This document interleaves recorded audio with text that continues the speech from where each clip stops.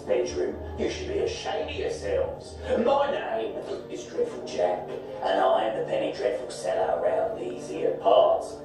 I also know everything about anything that's worth knowing about.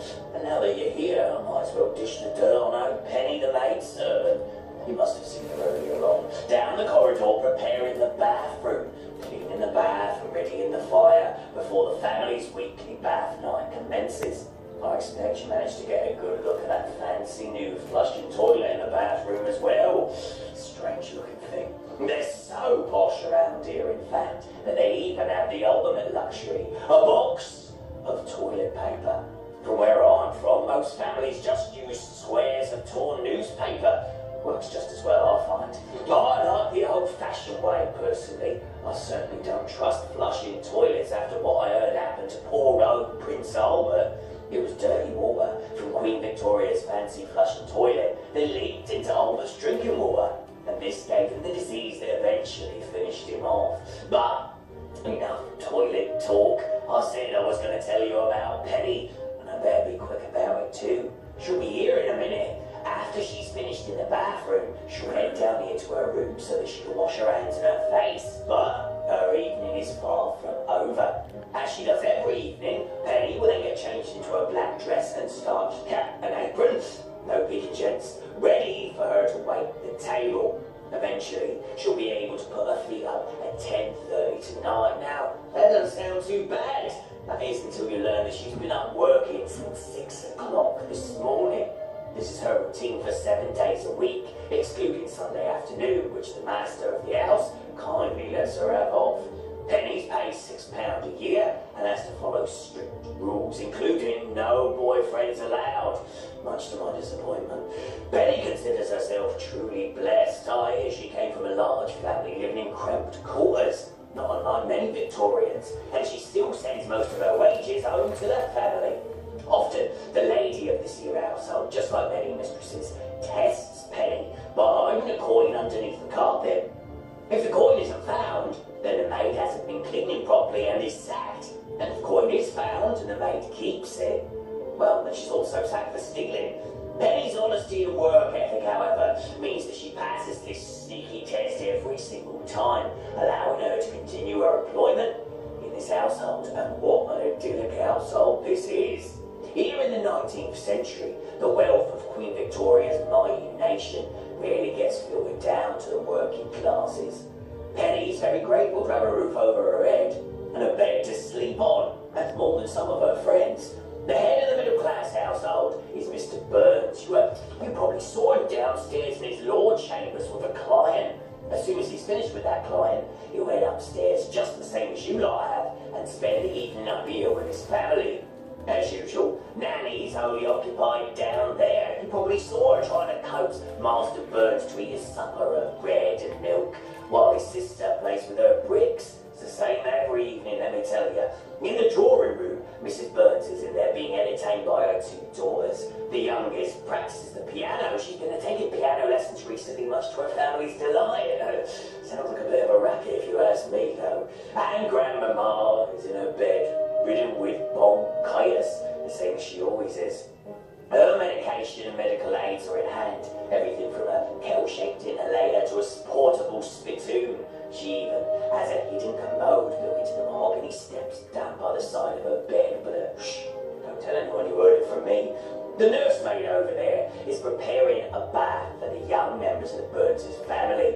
She must take that metal can and make several trips up and down the stairs to fetch the hot water. She's not allowed to draw water from the bathroom, even though it's on the same floor. After Nanny has bathed the baby, it's then the nursemaid's duty to settle them down for the night with a bottle of milk. Then she has to occupy the older children until their bedtime. When all the children are in bed, she still has to collect nursery washing, lay out fresh linen for the children, tidy the nursery and lay the table for breakfast. She keeps up all this good work, she might be promoted to fully-fledged nanny one day.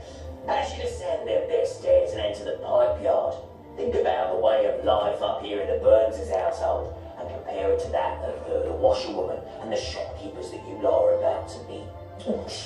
I think I can hear Penny, she's on her way. You lot best stop her before she catches you in her room. She can be quite fiery lass when she wants to be. Now, careful though. paths will be meeting again.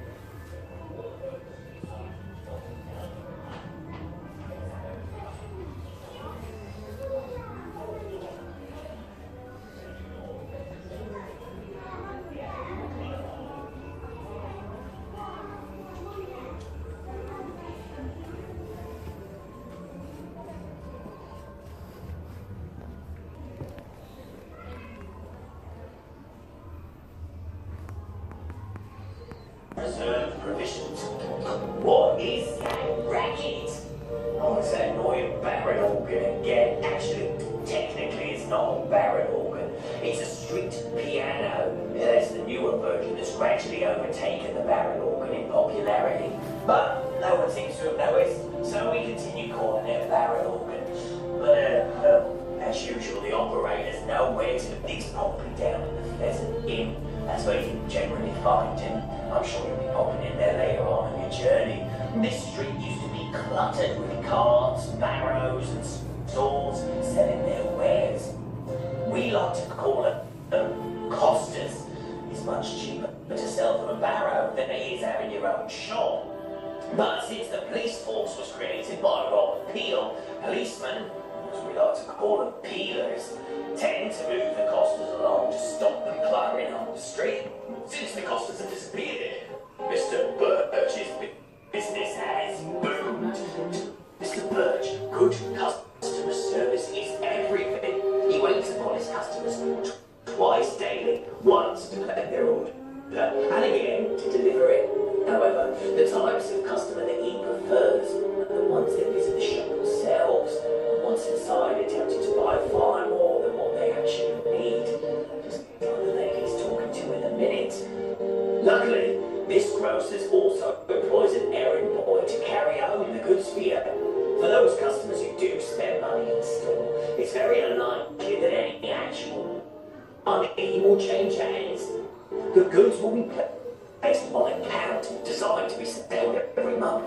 There are often stragglers who struggle to pay their accounts, but claims are really made against them. Resorting to law just will. It would be good for business. Mr. Birch's goodwill to the community isn't always returned, however, as he regularly wraps galleons will stop right outside his shop. Well, Mr. Birch, break up the flat, member of the gang. Hang on, well inside.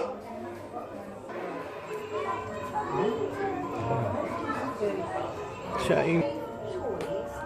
That we could have now and find toys that are very different. Pub.